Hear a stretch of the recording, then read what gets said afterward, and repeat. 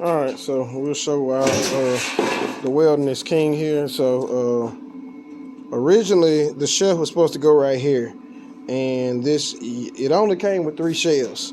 So one of my shelves was supposed to be from here to there. I'm not sure what I could put on that shelf besides a water hose. So I said, no, I'm not cheating myself like that. So I had to come in and grind down. They had preset holes for the shelves. So it was gonna be one there, and then where's the other one at?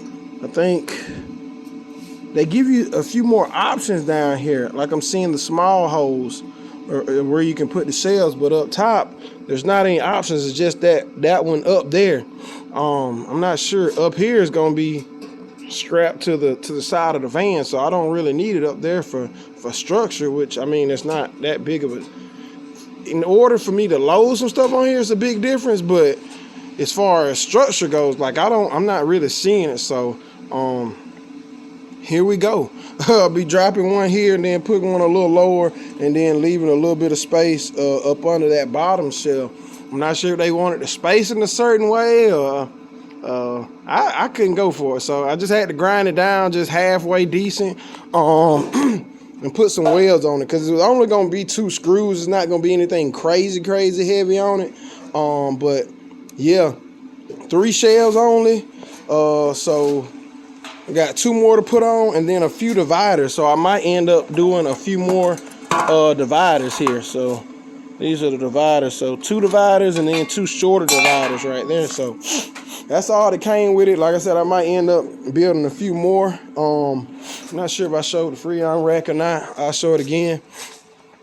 So the Freon rack came. It didn't come with the pieces in the middle, so I had to strip the metal and put those in there. It's really not enough room to let the tank come out the back and be supported by these rails. It's a good stopper, but maybe it should have been a little slimmer. I think the rack itself could have been a little bit slimmer. It could have worked better. But nevertheless, I had to add these on every last one of them to even make this thing like halfway usable. But a few modifications, and it end up, I think it's going to make a really good rack. So that's what's going on there. I'm going to be grinding this here down. This is Sprinter Van Chronicles. This shelf here, and then I bought a filing cabinet.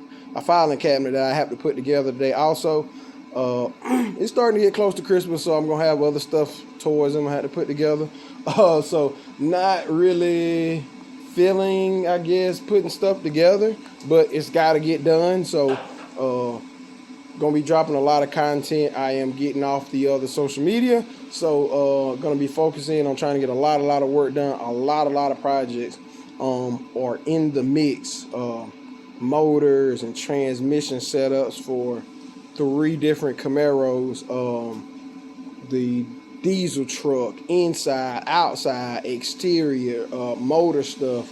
Gonna be going over all the maintenance I'm gonna be doing on the truck before I'm getting it road ready to be able to pull in the upcoming race season.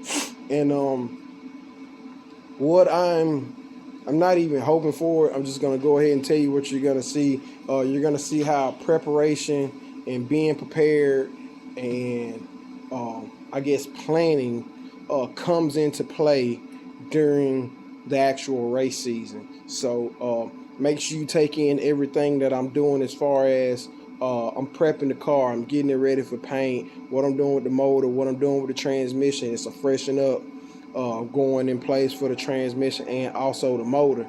And then once I start racing, the goal is to do that freshen up during the down season. So while race season is in, I don't have to do anything to the car besides change the oil, show up and race. The same thing with the truck. Just change the oil, show up and race.